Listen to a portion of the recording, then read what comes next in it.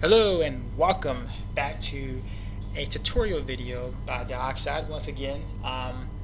Basically this is a spec that I've been working on for the past 4.5 weeks, and I kind of hinted towards the forums a little bit.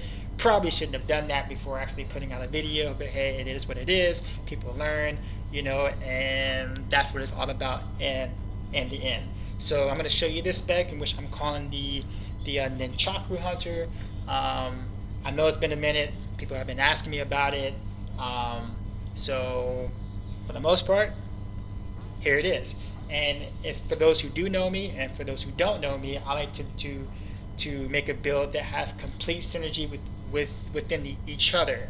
And every aspect of each skill that I pick, there's a big reason why I've done that. And I'm also pretty glassy. I like to be a glass cannon. I get enough defense to take maybe 1 or 2 hits, and that's about it. And I focus purely on damage output based on the skill level of the player using this set build. So with that said, this puts out a tremendous amount of damage if done correctly. So I'm going to explain to you how, in those T6 videos that you've probably seen, I got the output that I did and what I was doing to achieve that consistently. So without further ado, let's start. Vault, pretty simple. You get the idea. It repositions. It's my travel skill. There's really nothing much else really to say about it other than just that. Mark for death. I know you see this and you're wondering, man, it's not contagion. The hell is he doing? The hell is he thinking? What is he doing? Why is it not contagion? Well, for those who are running physical builds out there, there's a little trick right now that's going on with Grim Reaper. Basically, everything in the circle from the target marked is actually amplified by the physical element on your gear again. Okay, so basically meaning you're going to get the damage output from the target in the spread, but then it recalculates the physical damage again in the circle, putting out some amazing spread damage. So after calculating with the amount of physical damage I have on my gear and what I was seeing in numbers, I'm actually the spread damage is actually around 36 to 37% rather than 15% done to the circle, which is actually tremendous. And it's pretty hilarious watching stuff that around the target that I marked just die just like almost instantly because of the amount of damage that's happening within that circle. So it only works for the physical element. So if you're running a physical build, I highly make the suggestion of at least trying this out.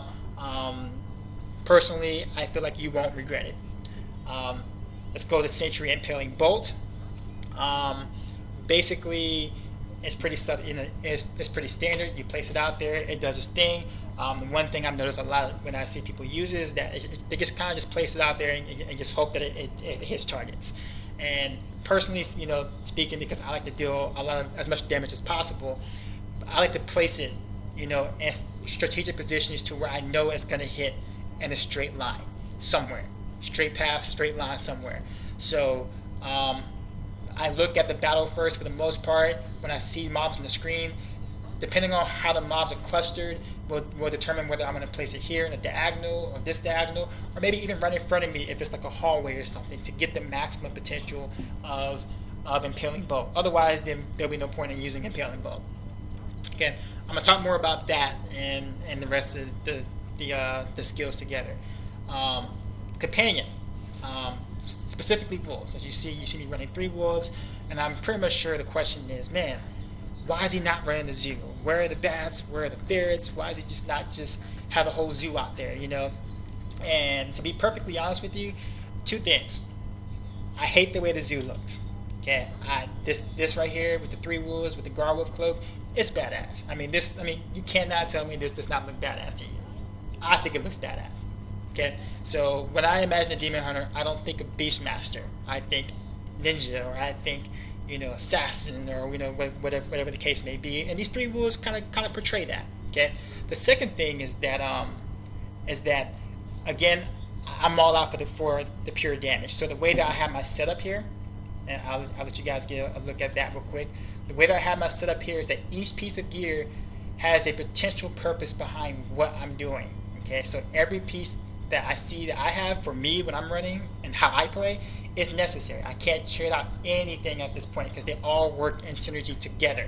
Okay, so when I tried to do the 4-piece Marauder and even the 6-piece Marauder, it ended up being a damage decrease for me over time than it was if I just ran the three wolves and the Andes and the Taskers. Okay, obviously I don't get the utility, I don't get the fairies picking up golds and health globes, and the bat hatred regen, whatever the case may be.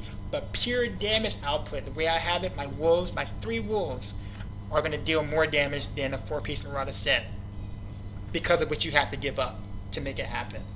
Okay, and I'll go a little bit on that a little bit later. So again, now let's talk about Bounty Hunter.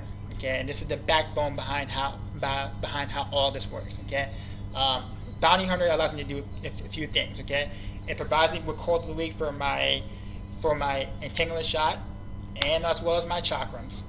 Okay, it also slows 80% rather than 60%, and that's a pretty big deal because the slower the mobs are, then the less chance they have to get to you, the less chances that elite affixes are going to reach you, and the more survivability, indirect survivability, you're going to have on your character.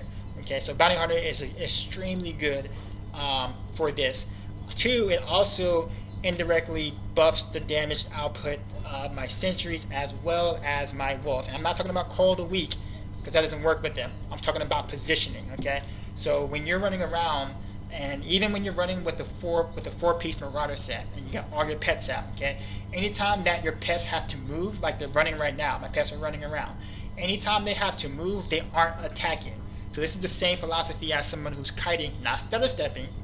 There's a difference. If someone who's walking around, kiting around, and they're not attacking, then technically themselves they aren't dealing damage. So the same thing applies for the wolves. Okay, so if the wolves have to move and relocate and stuff like that often, then they aren't dealing damage, therefore hurting your DPS. Okay, so what Bounty Hunter does a really good job with is that it keeps the wolves in positioning in case the mobs ever aggro to me and want to kill me instead of my wolves. Okay, so with them staying in positioning and the mobs trying to crawl to get around the wolves can continuously attack and continuously deal damage, thus therefore increasing their potential damage output. And the same thing goes for sentries. Let's say I have, I'm stutter stepping around and, I'm doing the, whatever you want to call it, as long as they're slowed the entire time, then that formation that they're in when I first place the sentries to get the most output, they're going to stay there longer because Bounty Hunter slows them down that much. So the potential output damage is actually higher when I do that than if I was using any other Entanglement Shot or even any other generator to go with it. So again, like I said before, it's all about the synergy and the how with practically any spec, or even with this spec. So let's go on and let's talk about chakrams. Here we go. This is Razor Disc, and I know people are saying, hey, already you're not running a fire CA. What the hell are you doing? You're not getting any damage output. There's no way you can compete. Blah blah blah. Whatever the case may be. Okay. I love Razor Disc. It's been getting a lot of attention lately, and for good reason. And it's very, very, very versatile. It does a lot of things really well. It's extremely cheap, and you don't have to really, gear around it other than get physical and plus chakram stuff on your gear, and for your chakrams to be massive damage. Okay, which is a good thing because you have to make sacrifices somewhere. Okay, in this case scenario, resource cost reduction isn't that big of a deal for this. So let's talk about some chakram some more. Okay, and a thing that I see people tend to do too is that whenever you get chakram, or I talk about chakrams, the very first thing I hear is, oh, you have a -5 chakram, Stone of Jordan, to go along with that, or a -5 chakram, chest. And I think to myself, I'm like, that would actually hurt me, not help me. Okay, and reason being is because it's not something that you really want to spam all the time, especially with what I'm running right now, because chakram by itself is not that great. Chakram fits in really well when you combine it with other stuff, or you synergize it with other things, such as what I'm doing here with the sentries and the really damaging wolves that I have at this point in time. It all works in tangent. Okay, you do it by itself, then it's okay, but you're not going to get the output that you really want. But anyways, let's talk about the trajectory of chakrams to really get the most out of them, because you can't just move it all around the screen and expect to get the most out of it. It's not going to be as effective as you want it to be. So, if you notice, which I'm pretty sure everyone has so far, is that it goes as far as you want to point. Okay, so if I point over here, it's going to go way over here. Okay, or if I'm pointing over here, it's going to go over there. Okay, so basically wherever I point is where the chakram is going to stop, and then it's going to do a loop around. Okay, that loop around is just as important as the original line in which I've shot the chakram in. Okay, so to get the maximum out of it and hit as much targets as I want, I tend to not want to stop the chakram at the mob, which is what I see a lot of people do. You stop it at the mob, it's like, okay, I hit the mob, it's great, and it might hit a little bit around here. Okay, but a lot of times, in most cases, when you're farming and you're going from place to place, there's usually mobs behind them that you really want to hit. Okay, and in order to do that, you're going to have to shoot the chakrams through the enemy. So if they're sitting right here, you want to throw the chakrams through. Okay, that's going to get you to hit the mobs behind it, as well as get all that circle AoE to happen off screen. So as you're traveling, boom, you hit all that at the same time. So you're stepping forward, you're doing whatever, and you're hitting, and you're constantly hitting mobs behind that mob, behind that mob, behind that mob, taking advantage of that circle AoE happening there in general. So it's not just about just throwing it everywhere. There's an actual art to this. Okay. Second thing that that I tend to do sometimes too is whenever if I do get surrounded or if I get stuck or something like that, you can do one of these little smaller loops here. And if you notice is that when you do that, the chakram tends to want to go behind you. So you kind of get almost like a shuriken cloud type ordeal whenever you have to be in that scenario. So a lot of times if I'm stuck and I may be trying to step forward or something like that, I can keep going and have chakrams hit behind me as well as in front of me. Or if I'm literally stuck and I can't move at all, I can literally just kind of throw them all in different directions and make sure I get this whole circular thing going on, clearing everything that's around me without having to spend too much hatred. So really important to note. The how of the use of chakrams is also very important. It can also go through walls. Very, very, very big plus, especially when you're in a keeps or you're in a rift that has walls and you can't hit the targets or whatever the case may be. You can't go through the wall. You can actually shoot chakrams through walls, and that's awesome, I think. Okay. So let's talk about a little bit about the how, or a little bit more about the how. Okay. So typically, I like to do the whole 1-to-1 ratio, which is 1 bounty hunter, 1 razor disc. And what this allows me to do is it allows me to be, for one, resource efficient, as you see there. But it also allows me a constant stream of chakrams as well as perma slow, because the timer doesn't run out between the bounty hunters. And of course, as you know, with entanglement shot, they continue to keep chaining over and over again no matter what target I hit. So as long as I hit any target within that 2 seconds of that slow, then they're going to keep chaining over and over again, which makes the whole 1-to-1 ratio allows me to keep up bounty hunter on all the mobs and keep constant flow of chakrams happening out through the battlefield. Okay, which is very important because crowd control, making sure that you control the mobs and the elites and not have them control you, is very vital to survivability as well as DPS and your output. Okay, so well, I guess that's, for the most part, that's it about that. I'm going to kind of go into old runes and do a couple of things here so therefore you can see what I'm doing. The first mob here, I'm just going to use Bounty Hunter and Chakra.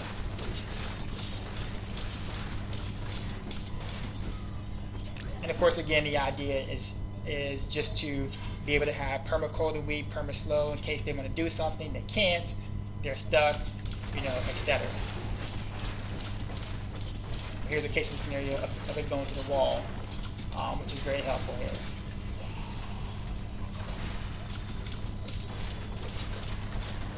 And you can notice how I'm trying to shoot to go through the enemies in case there's any enemies behind it. Here's a perfect spot for sentry.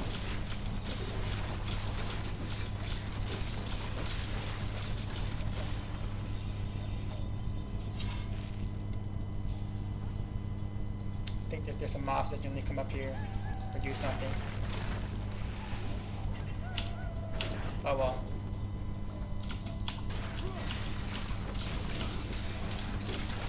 As an example, a very short example, sorry, kind of like decimating things quick here. Basically everything around Grim Reaper dying almost instantly when I applied that. Anyways, I'm going back to town. I'm pretty sure there's 3 T6 videos for you to view. In case you want to take a look at gameplay videos and check out exactly what I'm doing. One more thing I do want to mention though is that and something that people may not be aware of, I tend to like to use numbing traps. I'm a big fan of that when it comes to T5, T6 for several reasons. For one, it's a huge damage reduction. I mean, 25% is ridiculous. Okay. Second thing is that most players don't know, but it actually affects the entire party. So anything that I hit basically gets the debuff, and my entire party benefits from the 25% reduction. So in your face to players who think we don't add much to parties or we can't do anything for parties. Okay, that's a huge debuff for everyone. Okay. Another thing that's also not really well known is that it also works not just with sentries, but it also works with anything you slow. If you read the tooltip now, it says anything you slow or hit with Phantom Knives, Spike Traps, Cow Traps, Grenades, or Sentry Fire gets their damage reduced. So that includes entangling shots. So as long as you're throwing some entangling shots out there, you got some sentries out there, etc., you're going to almost guarantee to have that 25% debuff happening all the time. Okay? So that's a pretty big change that's actually occurred in ROS. That wasn't the case in vanilla. That you can definitely take an advantage of even if you're not using sentries or any traps, you can just use entangling shot or a cow trap. Well, cow trap is already on there, but entangling shot or frost arrow, and be able to get the same effect from numbing traps. Other than that, that's really pretty much it. If you have any questions, any comments, or anything like that, just leave them in a thread. Hope you learned something today, or hope you were inspired by anything, or get a chance to check it out, or whatever the case may be. Thanks for watching again for yet another spec, and I look forward to seeing you all in the thread. All right, peace.